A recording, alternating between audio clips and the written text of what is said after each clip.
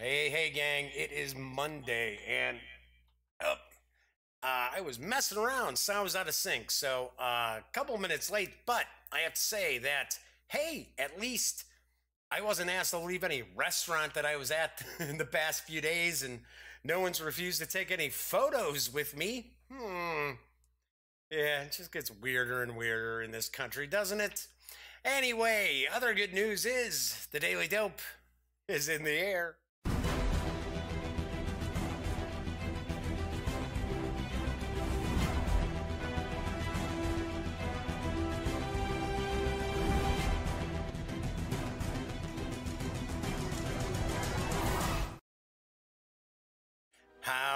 Howdy, gang. Yes, I am Jeff McAleer. I'm back once again as your host here at The Daily Dope, presented by thegaminggang.com, of which I am the Grand Poobah. So it's been a while. It has been about a week and a half since there was a show. And of course, that's mainly because I had been sick. Yes. For the first time ever, I came down with a case of con crud. And it was weird because I actually came down with that case of con crud while I was at the con, which is unusual. Usually it hits you a few days later. So anyway, went to Origins Game Fair, had a blast, had a great time. I covered it with Elliot Miller, my best friend over at voiceofe.com. And it was pretty cool. We get to team up. Usually some of the smaller shows we go to, we'll team up. I'll shoot his interviews, and he shoots my interviews. So it's pretty cool. We get to do some cameraman work. But I got to see my really good friend, designer Herman Lettman. And of course, there is an interview with Herman that's currently up on the site. And I got to talk to Mark Walker over at Flying Pig Games / Tiny Battle Games. Michael Coe over at Gamelyn Games. That interview should be up tonight. Who else? Stephen Bonacore, of course, the pod father himself from Stronghold Games. And there's a lot of good stuff. Jim Long from Ares Games.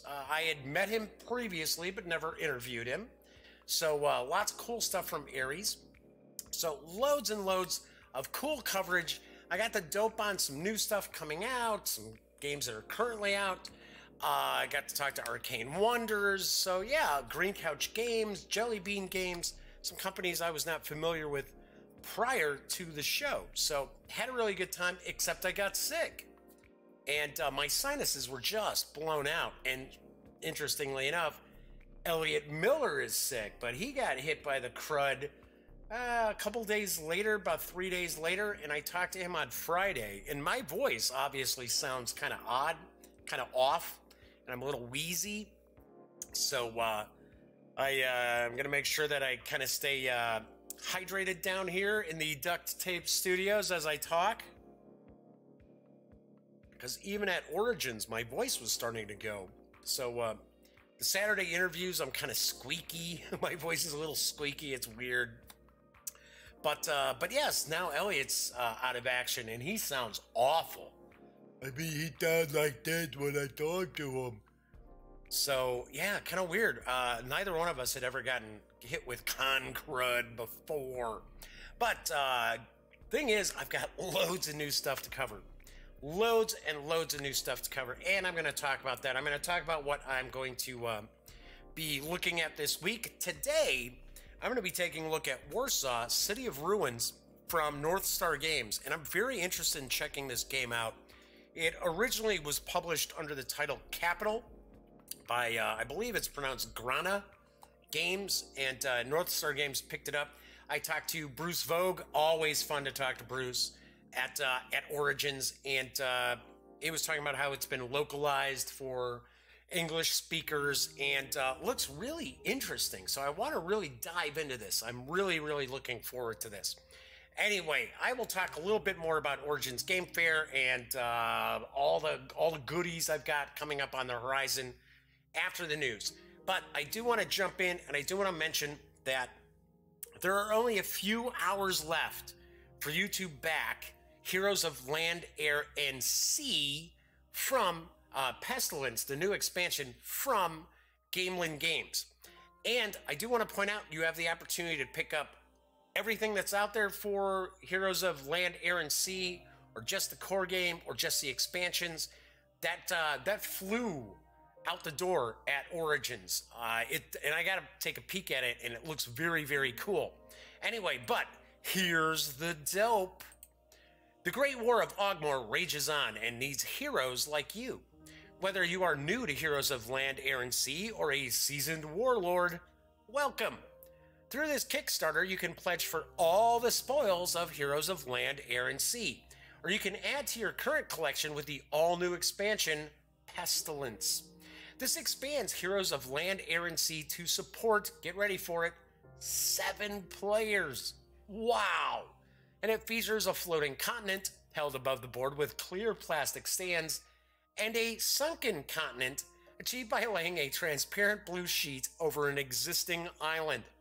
It also includes 2 new factions, the Birdfolk and the Merfolk, 20 new spell cards, 24 new exploration tokens, and, as mentioned, components for a 4th player. I do believe it also includes, I think it's 40 miniatures. I'm not positive. If you're not familiar, Heroes of Land, Air, and Sea is a 4X style board game. Explore, expand, exploit, exterminate. That was designed to recreate the experience of a real-time strategy game for the tabletop. It plays in roughly 30 to 45 minutes per player, and with the inclusion of expansions, supports 1 to 7 players.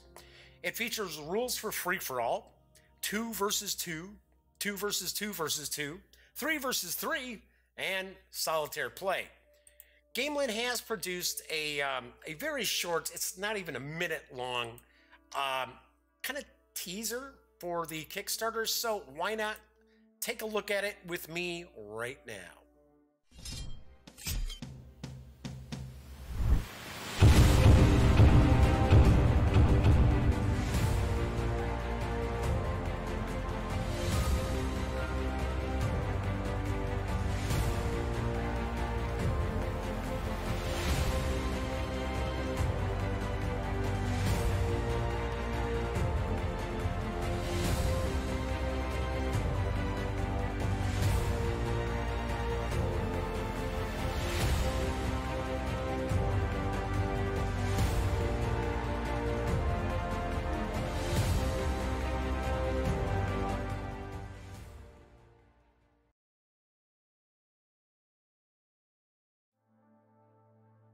The Kickstarter is in its final hours, so I can't stress enough that if you want to get the second print run of Heroes of Land, Air, and Sea, or the Order and Chaos expansion, or Pestilence, you need to act immediately.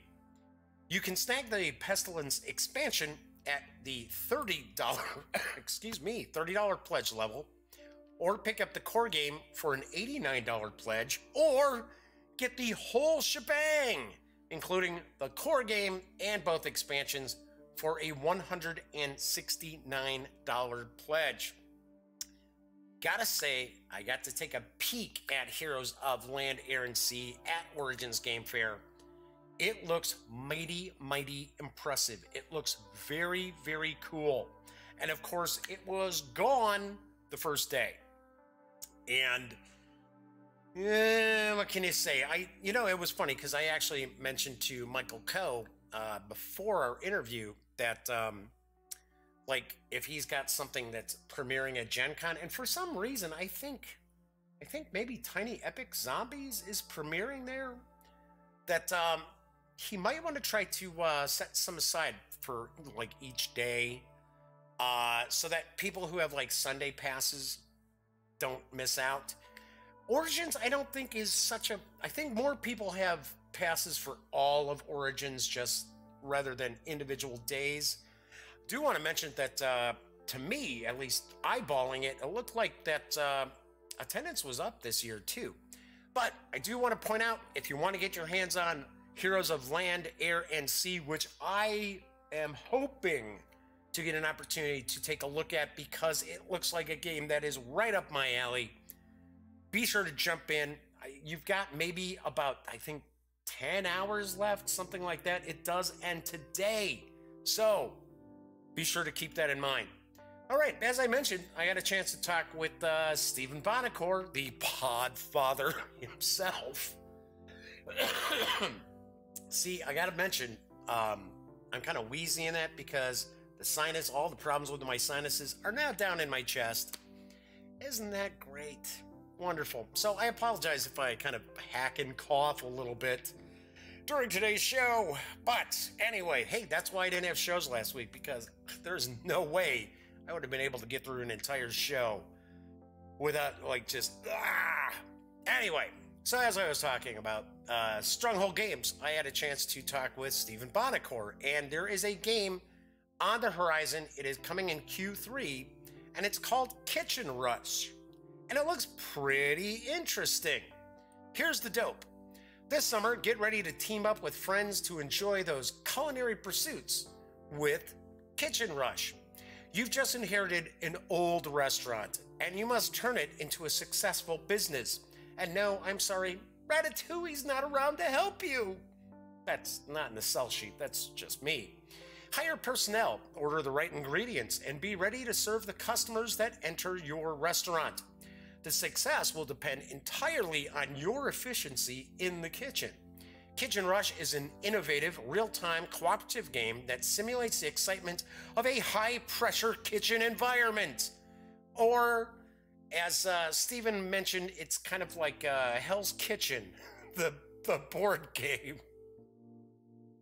I don't know, I don't think you get to yell at the other players, though.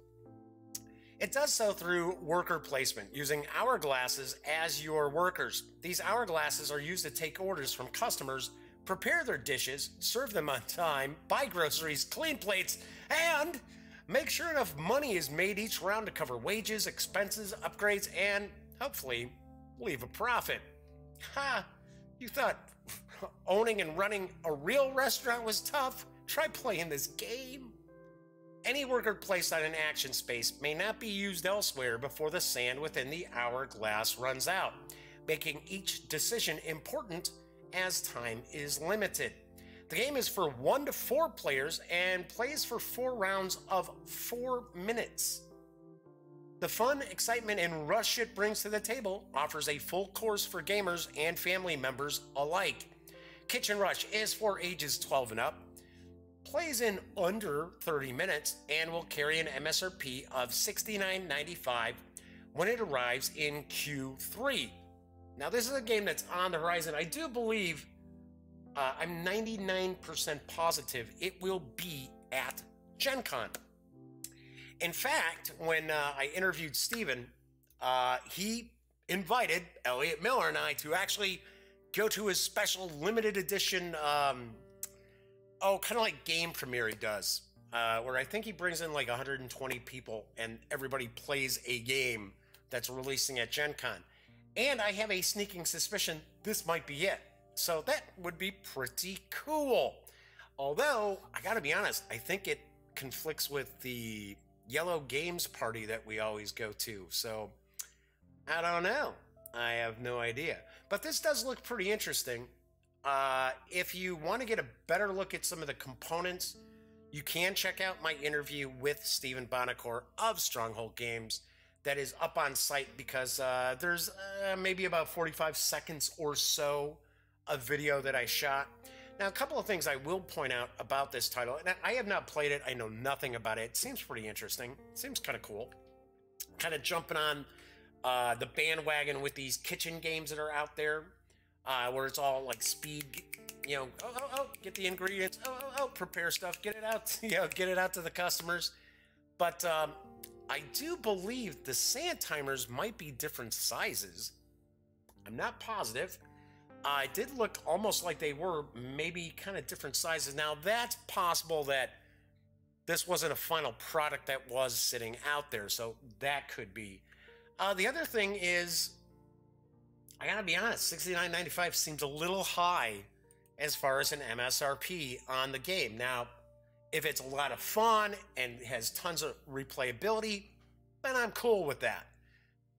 Like I said, 70 seems a little high. I'm not sure if that's the correct info that I've got. I'm not positive that's the MSRP or not. Anyway, another game that was creating some buzz at Origins, which I am not familiar with the company behind it or the game itself, is from Hub Games. It's a very unique and mature board game. It's on the horizon. I believe it'll be out later this year, maybe early next year. And it places players in the roles of healthcare workers caring for a dying man. That's very different. Here's the dope on Holding On, the troubled life of Billy Kerr. All my life, I've kept my mouth shut out of loyalty, out of fear, out of shame. And look where it's got me. Lying here with my rear end hanging out of a blue gown, all you lot fussing around me. Sure, that's no way to live, no way to die. Holding On, the troubled life of Billy Kerr is a cooperative game where players work as nursing staff tasked with providing care for the terminally ill. Your latest patient has been rushed in following a massive heart attack on a flight from Sydney to London. When the game begins, all you know is this. His name is Billy Kerr, he is 60 years old, and he has been given days to live. Players must work together to provide Billy with appropriate care, responding to medical emergencies while gaining his trust. Over 10 fully replayable scenarios, you will need to piece together a lifetime of memories while being drawn deeper into his troubled past. As you discover more about Billy, can you help him find the courage required to confront the 3 regrets that keep him holding on? Dealing with themes of dying and regret, Holding On, the troubled life of Billy Kerr invites players to experience the extraordinary life of an ordinary person in their final days. Holding On, the troubled life of Billy Kerr is for 2 to 4 players, ages 14 and up, and should play in about 45 to 60 minutes. As I mentioned, this is on the horizon. I know currently Hub Games is actually taking appointments if you want to play the game, play the demo at Gen Con right now. So if they're just doing demos at Gen Con, I'm assuming this is not on the very near horizon. So there's no MSRP info just yet. But this strikes me as being very unusual. One thing that I find very interesting about this is that it's a mature subject, right? It is for a mature audience, no doubt. But I love to see companies do something very unique with a game that does tackle important messages, important things in life. And I know there was a good amount of buzz about Holding On at Origins. Now, on the flip side of that, now I'm sorry, I got to bring this up. It's got nothing to do with this game. But I couldn't believe all the people talking about The Mind at Origins. It was like the #1 hotness, and it was like, oh, everybody, oh, got to check this out. To me, I'm sorry, it didn't look like a game that is for me by any stretch of the imagination. I was very, very surprised at how it was the #1 hotness from Board Game Geek that was hanging out there. And I'm telling you, this game actually looks like a game. Holding On looks like something that is an experience, whereas The Mind, I don't know. I mean, I'm sure it's cool. I talked to some of my industry friends, and they had played it, and they said it was interesting, but definitely not worth all the hype that was floating around out there.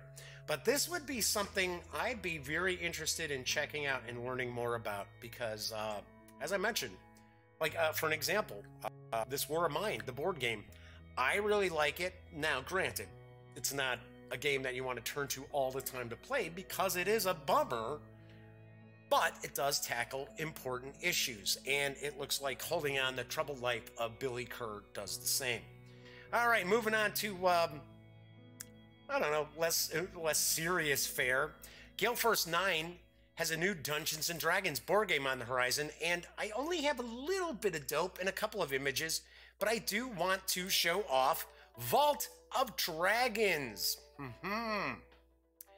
In Vault of Dragons, players take the role of unsavory factions from the streets of Waterdeep. Factions who have heard rumors of a hidden vault of gold under the city and are determined to locate it first. In the game, players send followers to locations in Waterdeep to uncover rumors and treasure. Brawling with other factions to control key locations is to be expected, but beware the City Watch. Double-sided location tiles give players even more places to explore. Uncover the clues and enter the dungeons of the Under Mountain to find the Vault of Dragons.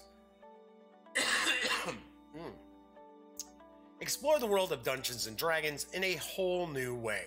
This fast-playing new card game will allow players to venture into the dungeons of the Under Mountain to find the secret of the Vault of Dragons. Are you prepared for the next adventure? The game is for 2 to 4 players, ages 14 and up, plays in 90 minutes. I'm surprised it's got that much gameplay time. And will carry an MSRP of $50 when it arrives in Q3. I must assume that this is certainly going to be a Gen Con release. Now, interestingly enough, speaking of Dungeons and Dragons, my nephew Cameron, I introduced him to Neverwinter, the MMO that's online, and I hadn't played in a long time, since it had actually probably within like the first year of release. And just this weekend, or just last week I should say, they were celebrating their 5th anniversary, so that's how long it had been since I had played. But I had gone to like level 60 with a cleric that I'd played. So we were talking about different stuff and talking about, because we're going to be playing D&D, and even though I was sick, I was still keeping an eye on my niece and nephew as far as last week, because my brother and my sister-in-law took my mom to Vegas, so that was very cool of them. But somebody had to watch the kids, so a couple of Cameron's friends, a couple of members of the gang came by, and we played some games, and also rolled their D&D characters up for our Fantasy Grounds adventures that are coming up. And I happened to be talking to Cameron about, hey, you should check this out. So interestingly enough, I've dove back into Neverwinter with a brand new character, and a lot of fun. I'm surprised at how much stuff they've added onto it. In fact, I think it's today they're actually adding Ravenloft, or like a Ravenloft area to the game. So pretty cool. Having a lot of fun. Of course, I'm going through missions and things like that I had previously. So I'm like, oh yeah, I remember this. Oh yeah, I remember this. All right, so moving right along. There is a game coming this July that looks pretty interesting from Pandasaurus Games, and it's set in the world of ancient Rome. And here's the dope on Minerva. The Roman Empire, an empire so large and powerful, its fame remains still today. In order to keep the vast territories under control, the Roman Empire set out state managers to exercise its policies. Well, they didn't call them state managers, but that's okay. The players are one of these managers in charge of one of the Roman cities, all aiming to become a prosperous and important city like Rome, the glorious capital. Only the player who develops his city best will earn the favor of the gods, I should say favor of the goddess, Minerva, and win the game. Obviously enough, whoever has the most victory points at the end will win. In order to gain victory points, the players will build military facilities to earn military fame, develop cultural facilities to assist, you guessed it, cultural activities, and construct temples and lay out the city so that it's worthy of its temples.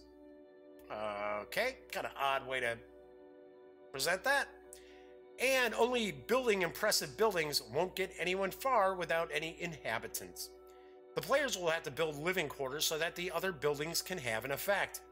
Minerva is for 1 to 4 players, ages 12 and up, plays in about 60 to 90 minutes, and will carry an MSRP of $49.95 when it arrives on July 11th. I like games that are set in like ancient Greece, ancient Rome. I'm a big fan of ancient history, and I do listen to a lot of audiobooks and lecture series and things like that about the ancient world, because I find it really fascinating. And I find it pretty interesting too that if you think about it, people today aren't that much different than they were 3,000 years ago. We all still have those basic needs and drives things like that. So this looks pretty interesting. And Pandasaurus has made a name for themselves with releasing some pretty cool stuff. I do believe Minerva originally came out from a different company, I think. I'm almost positive that this was Kickstarter, though. Hey, Drew, thanks. Drew Barbier's popping on in chat. Yes, funny story here. I normally start the show an hour later. And I was downstairs here in the duct tape studio. I had everything set up. And I'm thinking, oh, yeah, I've got about an hour and a half before I start the show. I'm going to work on, I have 3 interviews still I need to finish up and get up on site. And I'm like banging things out. And then I remember that I had posted on Twitter that the show was going to start at 2 o'clock Eastern, which is 1 o'clock Central. I'm in Central. And I went, oh my gosh, because I had just copied and pasted from the last episode of The Daily Dope, which I did early because I was packing to go to Origins, and I went over and met with Elliot that night, and we left.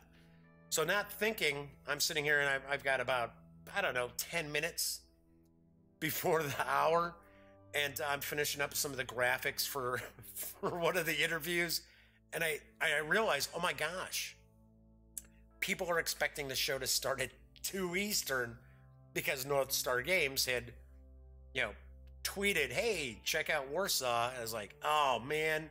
So I had to scramble. So anyways, so Drew is used to, catching the show an hour later than it started. So good to have you on, Drew. Oh, let me get a sip here. Yikes. All right. Still, I am still not completely 100% over this con crud, but working my way through it, gang. Working my way through it. All right, then, we've got Green Ronin has released a new core book for their Age RPG system, which brings the action to the modern era. And here's the dope on the rather obviously titled Modern Age. Enter the modern age. Leap into exciting adventure in any era from the Industrial Revolution to the modern day and beyond. The Modern Age role-playing game allows you to shape the setting to suit your style, whether it's gritty action or high adventure, urban fantasy or a dystopian future. With a new classless character building system, 20 levels of advancement, and optional rules for psychic and magical powers, you can create the heroes your world needs. Not the ones they deserve, the one it needs. Along with an innovative stunt system, rules for thrilling chases, and an introductory adventure, you'll find all the action you're after inside the Modern Age Basic Rulebook. The rulebook features a classless implementation of the adventure game engine, thus Age. Develop characters based on their backgrounds and experiences across 20 levels of advancement. Focuses, talents, and specializations like investigator, hacker, and martial artist let you customize your character. Fast-paced combat featuring modern weapons and high-octane vehicle chases.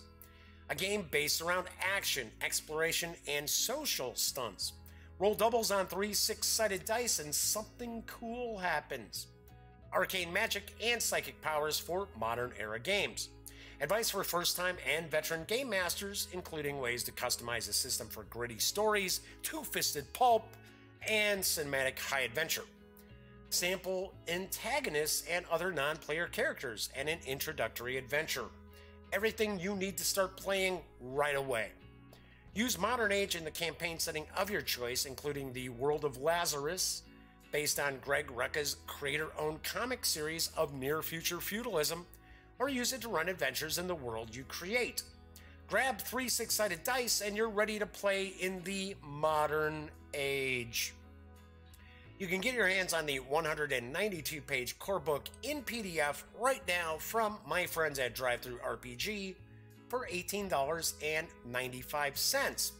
And as I always mention, if you are visiting Drive-Thru RPG, please stop by thegaminggang.com, click on one of our banners, And if you make a purchase from one of the drive-through sites, we get a small portion of that sale. And all those little chunks, few cents here and there, really does add up. And many months it actually pays for our not cheap hosting. So there you have it. All right, so that's the news for today. Got a lot of stuff cooking. It was pretty funny because I went to Origins and I was like, wow, you know, I'm kind of running out of stuff to feature on the show. But I'm not one of these people who walks around going, oh, give me. No, that's never been my style. I've been doing this 8 years, and I have never walked up to companies asking them for review copies. So anyway, so I go and I got loaded down with a bunch of stuff. Plus, I get home, and there's tons of stuff that was sent to me in the meantime while I was gone. So I wanted to show off some of the stuff that I've received. And now keep in mind, this isn't everything. I've got loads of stuff. So we should be in pretty good shape up until Gen Con, that's for sure. And keep in mind, I will be out covering San Diego Comic-Con again this year. So that's going to be about another week of no shows.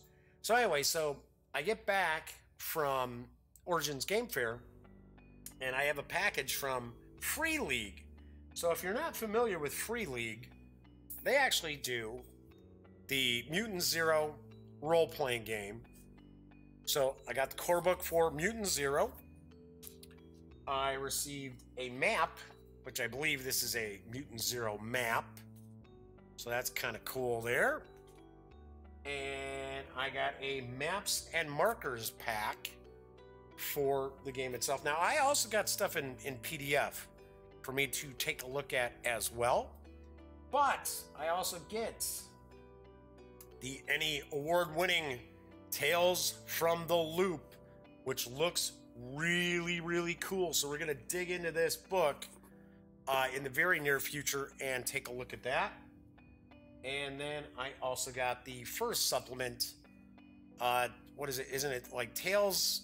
I think it's Our Friends, the Machines, and Other Stories. Oh, I'm sorry, and Other Mysteries. So another book we're going to dig into. So that's pretty cool. As well as the Game Master screen for Tales from the Loop. And I have to say, the artwork from Tales from the Loop is really, really cool. So that is one of the reasons why it was important that they had sent me a physical book, because then we get to page through excuse me, the whole thing, and then we get to check it out. So that's very, very cool. All right, so anyway, so I get that package, and then of course my pals over at GMT had 4 new releases come out. So I've got, for the war gamers out there, they'll be excited that I've got Gallipoli 1915, No Retreat, the French and Polish fronts. So that's a new one. One game that kind of has my interest peaked. It's pretty heavy too. Skies Above the Reich. So this looks kind of interesting. So I'm looking forward to getting this open.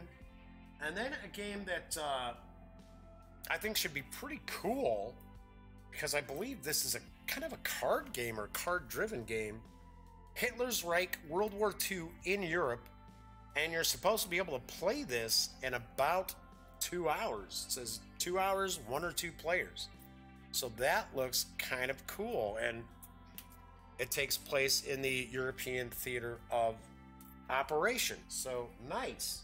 So I got all of that stuff. Now that's what I had waiting for me when I got back. So of course I've got quite a few things from Origins. What I'm going to be looking at, of course, I'm going to get to Warsaw City of Ruins in just a minute.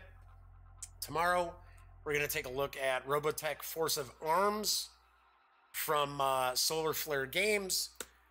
And this should be pretty cool. Just kind of a small card game. And I have worked with Dave in the past. And Dave is very, very cool. And I know there's a slew of Robotech games coming out, but this has been in the works for quite some time. So this isn't one that's just kind of jumping on the fact that in about a year or so, Robotech's not going to exist anymore because the licensing all runs out. So I'm looking forward to that. Then from Ares Games and Phalanx. Oh, this one's pretty heavy. Yes, that's right. The 20th anniversary edition of Hannibal and Hamilcar. I am going to be opening this up on Wednesday for Wargame Wednesday. I'm serious. This is a really hefty box. This box has to weigh about 8 pounds. And it's got some figures in here.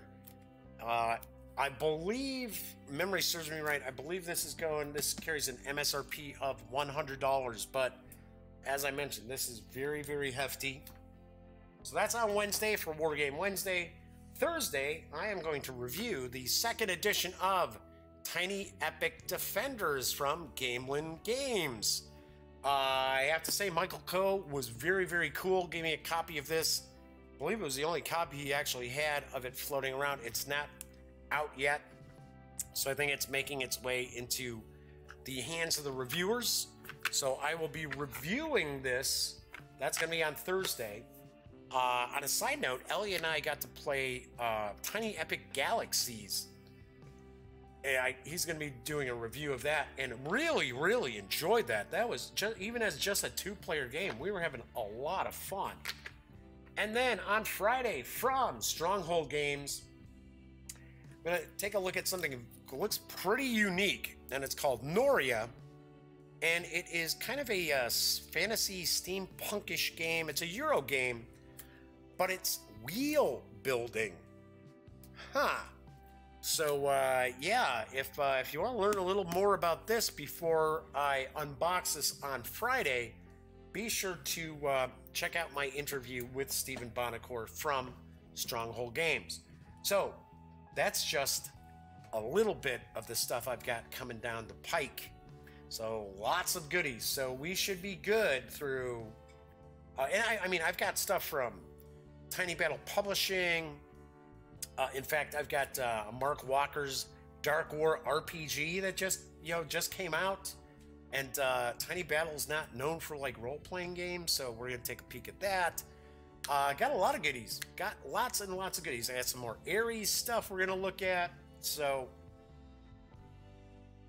what I might end up doing is I might actually shoot some additional videos, just some standalone videos with some unboxings for some stuff, because I got quite a few like smaller card games too.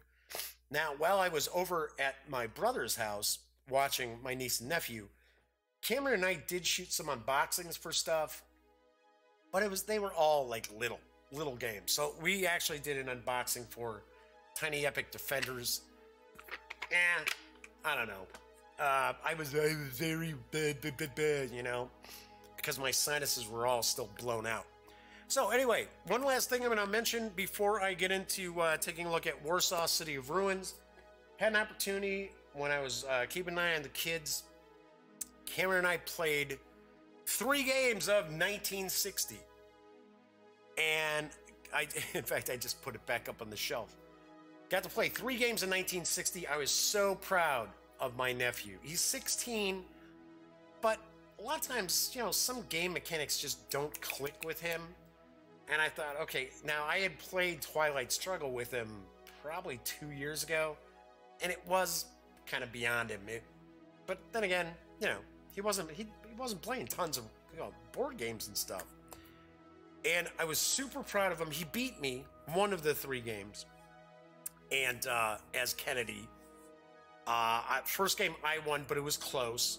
Second game he won, and it came down to the state checks at the end of the game, and he was able to turn Texas against me.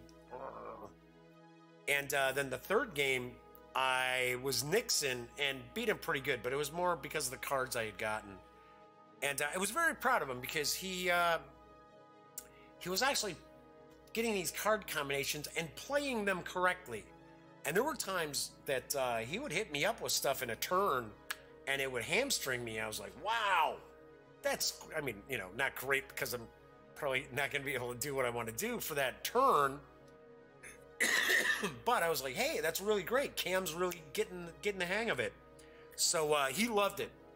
He loved playing it, and I told him, I said, you know, next time I'm going to bring Twilight Struggle over, because it is one of my all-time favorites. I really, really dig the GMT edition of 1960. It is phenomenal. I really enjoy that too.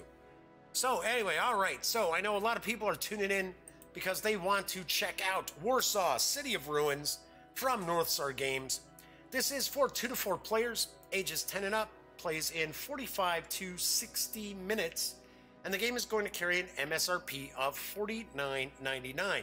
This is on the horizon. This is on the very near horizon, and thus that's why I've got a copy of this to take a peek at. On a side note, I should also mention there is a Gen Con release coming. There is kind of a press embargo on it right now, so I really can't talk about it. Bruce Vogue mentions a little bit about it during our interview that you can see from Origins Game Fair, and got to sit down and play it. And they do a press thing on like Thursday night of Origins, and every year it's something new that they share. So I actually have a copy of that. It's just I can't really discuss anything.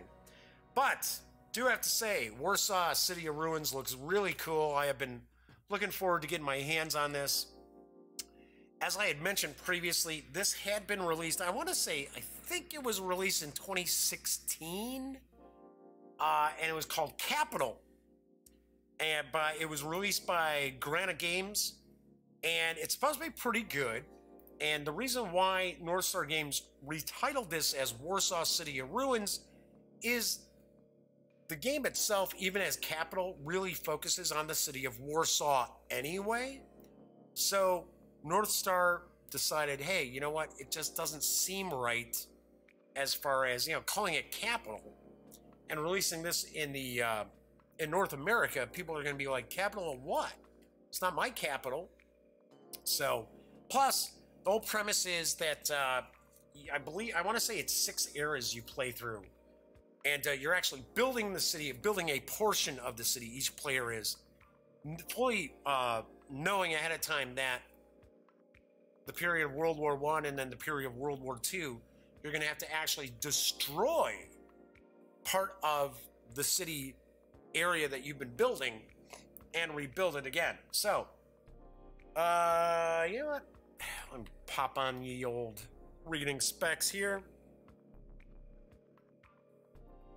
You know, I would, the game design is by Filip Miluński. I'm sure I got that wrong. My gosh, I'm not even going to try to pronounce the cover illustrator or the gentleman who did the illustrations inside. Anyway, it says Warsaw is a unique city. The city is a combination of elegant buildings from Saxon times, architecture from between the World Wars, socialist blocks, and modern buildings. It has been nicknamed the City of Ruins due to its history of invasions and calamities. Most notably, Poland's capital was largely destroyed during the Second World War. In Warsaw City of Ruins, players will build a district of Warsaw from the 1600s through to the present day. Can you create the most successful district in Warsaw while weathering the destruction of 2 world wars?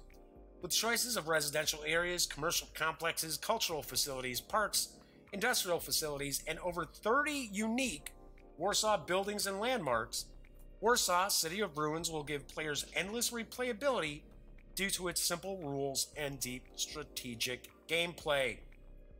So it is for, as I mentioned before, it's for 2 to 4 players and ages 10 and up, and does play in about an hour.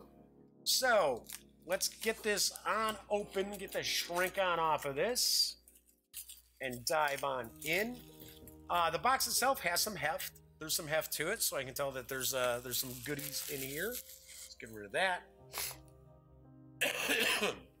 And wet the old whistle again. Okay.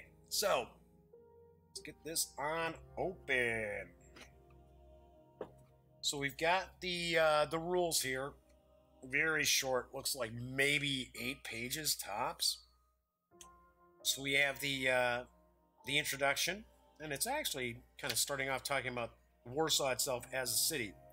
Goal of the game. Players jointly build Warsaw during 6 epochs, from when Warsaw first became the capital at the end of the 16th century through modern times, and each player creates their own district of the city. At the end of each of the 6 epochs, players will get income and victory points for their districts. After 6 rounds, whoever has the most points wins.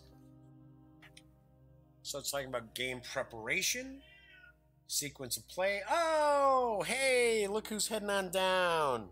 Hello, Pinky. I hear you coming. Yep. Come on. Oh, she's actually heading over here. That is very unusual because Pinky does not normally head on by me. Down here, at least. Yeah, what's going on, kid? I heard you chiming in. Alright, you can hang out. Just try to be kind of quiet. Right, so we got a construction phase. Talking about rules of construction. 4x3, 3x4. Alright, talking about how to lay the tiles. Types of areas.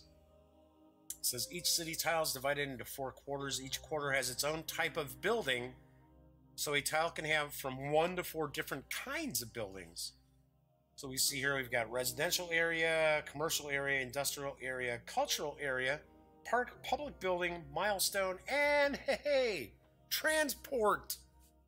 Yay! And of course there are, images throughout these rules so far. Still talking, it looks like, income phase. So I've got a construction phase, income phase. Then there's scoring. So depending on the number of residential areas, you get so many points. I will take a guess, too, that maybe some of these tiles for the cultural areas and the industrial areas, commercial areas, probably give you either victory points or they give you cash, which maybe at the end of the game that cash counts as far as victory points. Okay, we got the end of the game. It says each player receives 1 point for each set of 5 coins, which they now return to the bank. So there you go, you get some points for money. Then whoever has the most points is the winner. Huh. So it all comes down to the coins.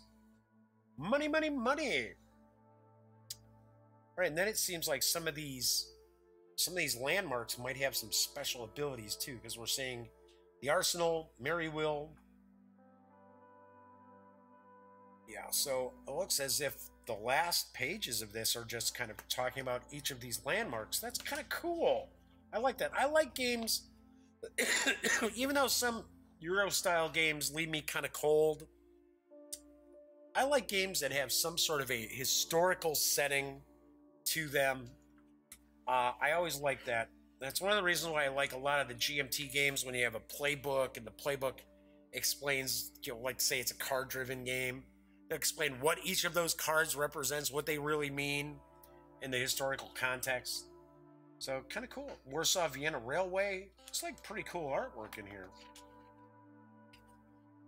So I would take a stab here that, okay, so it turned out it's 12 pages overall, but the rules of the game actually only take up 5 pages. And really, the first page is just kind of saying, hey, this is the introduction to Warsaw, and these are the components. So, cool. Interesting. So, we got the rules. These look like these are coins to me. I'm taking a wild stab. So, we got 1, 3, 5, 10. Dual-sided. Decent thickness, too. So, we've got that. Then I'm going to take a guess these are each of the... is this the player tiles? Maybe not. Oh, I bet you these are... I'm going to guess maybe you track victory points this way for each of the players. And then these are different tiles, I guess, that are probably going to be available each epoch. I'm not sure what goes down there. Although, you notice these coins have a little wave symbol on them.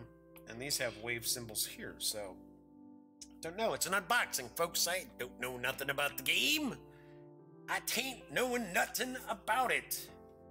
Okay, so then we've got these tiles. Wow, I like the artwork. That's pretty cool artwork. Then it looks like each of the players actually gets a tile that shows them the scoring.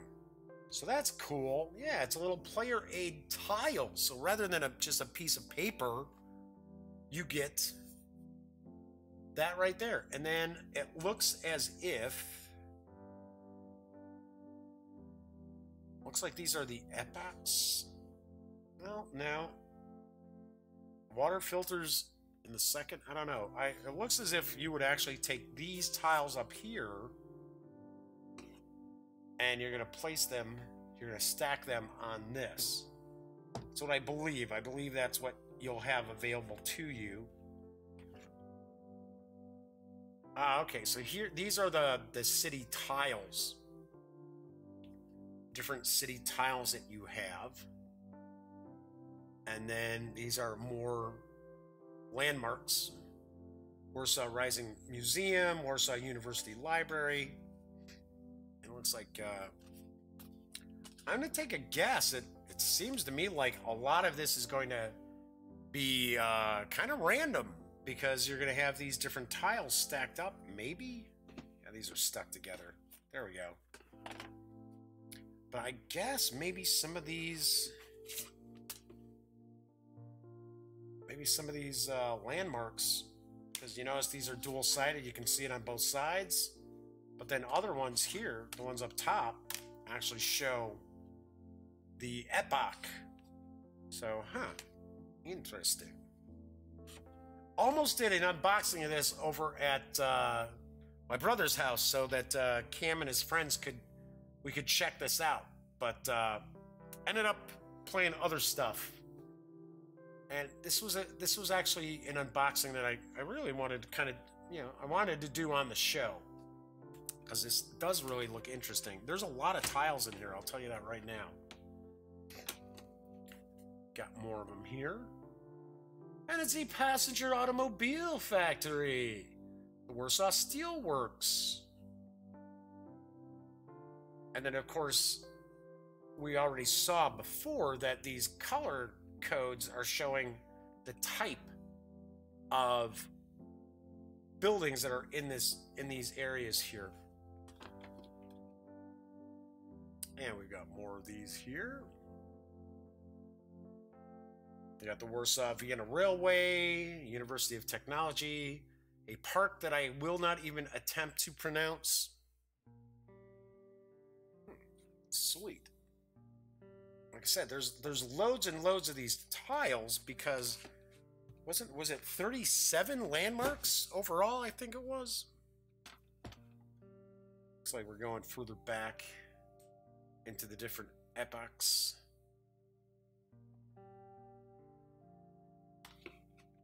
Now I'm curious, once I'm done looking at these, I'm going to take a look at those rules again, because I'm kind of curious how you... I could have swore I thought as I was like, you got a 4x4 or 4x3.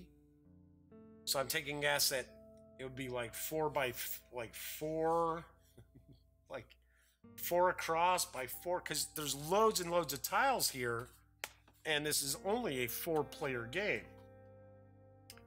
So we've got more here.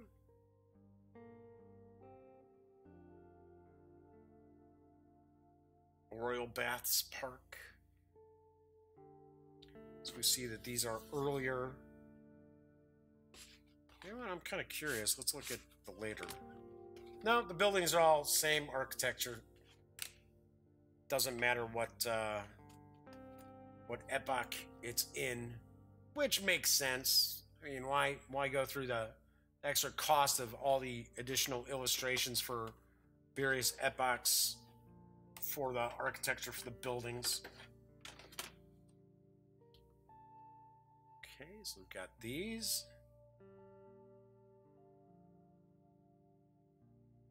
Oh yeah, just parks there, folks, in the first epoch.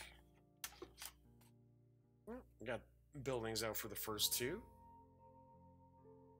Cool. And then this is the insert, and I thought it was funny because I'm 99.9% positive that Bruce Vogue takes care of the North Star Games Twitter feed. And I had posted that, you know, I was doing the show, doing an unboxing and taking a first look at Warsaw City of Ruins today. And he said, oh, you can get a good look at the inserts, the awesome insert for the game today at 2 o'clock. And plus, it's a really good game. And I thought, okay, Bruce, what are you, a goofball? Come on, man. He's like, I mean, don't get me wrong. This is a cool insert. This looks pretty cool here. And what in the world? Is this the kind of... I'm assuming that your, like, mermaids or whatever go here. It looks like this little plastic screen kind of covers it so they don't go flying all over the box. So that is, that's pretty cool. So we've got these mermaid standees. Must be your player markers. I'm taking a stab that you're going to use these player markers. Oops. To track your victory points. So you're actually going to slip that in there, like so. Like that. Cool. Easy peasy. Alright, so check out that insert, everybody. Look at that insert. But, more importantly, it's how good is the game? That's the important question. And this does look interesting. So let me take a look again at these rules real quick.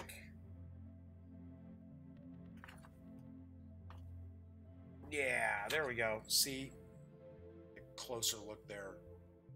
So you actually get, looks like this is 3x4. So this here is 3 tiles across by 4 tiles down.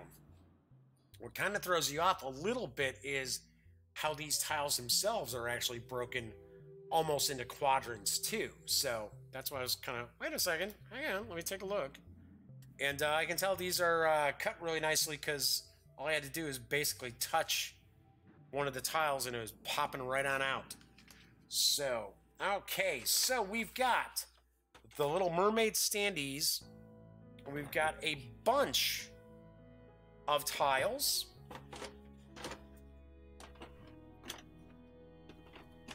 We have what looks to be kind of the, I like how the back of this has that. That's cool. That's kind of going the extra mile. Because you know what? Most companies would say, there you go, there's your game board. There's your tracking board, your scoring board, whatever. And then this would just be blank. But that's pretty cool. Went the extra mile for that. That's pretty nice. So we've got the, what appears to be kind of the victory point scoring board, as well as where the different tiles will go. I wonder if it's possible that maybe the landmarks from the epochs go here. That's a possibility. I do not know. All right, and then we've got the coins. Money, money, money. Makes the world go round. And then we've got the rule book, which is really more focused on the history of each of these buildings than anything else. So 5 pages of rules, so it should be pretty easy. And that is what we find in Warsaw City of Ruins when we take everything outside the box. As I mentioned, this looks pretty interesting. I am really looking forward to getting it to the table. I'm hoping to get it to the table maybe this weekend and check it out. Doesn't look like real heavy lifting, but might be some cool little wrinkles of strategy involved in this too. So that should be pretty cool. And I'm usually on the lookout for things that I can kind of get my 12-year-old niece to play, or even my sister-in-law to play. She's not a big gamer, but she will play some stuff. She loves like Exploding Kittens, and she likes Love Letter and stuff like that. So this could be pretty cool. All right, so as I mentioned once again, Warsaw City of Ruins is from North Star Games. It's for 2 to 4 players, ages 10 and up, and plays in about 45 to 60 minutes. As mentioned, the game is going to carry an MSRP of $49.99, and it is on the very, very near horizon. It might actually be on its way to stores right now. I just, off the top of my head, I can't remember when Bruce Vogue mentioned it was coming out. but I'm almost positive it's no later than next month. So, there you have it. That's today's show. Remember, tomorrow I am going to be taking a first look at Robotech Force of Arms, which is a 2-player battling game. One player obviously is probably taking on the SDF-1, and the other player is probably the Zentradi. Don't know. I'll find out tomorrow, though. Anyway, so when you're not watching The Daily Dope, be sure to visit thegaminggang.com for all the latest in gaming news, reviews, comics, movies, TV. Come on, by now you know the drill. Get your geek on at thegaminggang.com. Once again, I'm Jeff McAleer. I will be back tomorrow. So until then, enjoy the rest of your Monday. And as always, thanks so much for watching.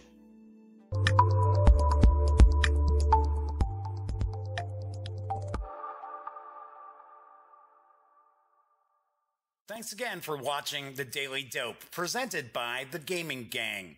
If you like this episode, be sure to give it a quick thumbs up. And if you dig the channel, please subscribe. If you'd like to check out our previous episode, click right here. And if you want to check out a somewhat randomly selected episode, give a click right down here. It'll be like opening a box of Cracker Jacks. You just don't know what you'll get. Once again, thanks for watching, and I'm Jeff McAleer.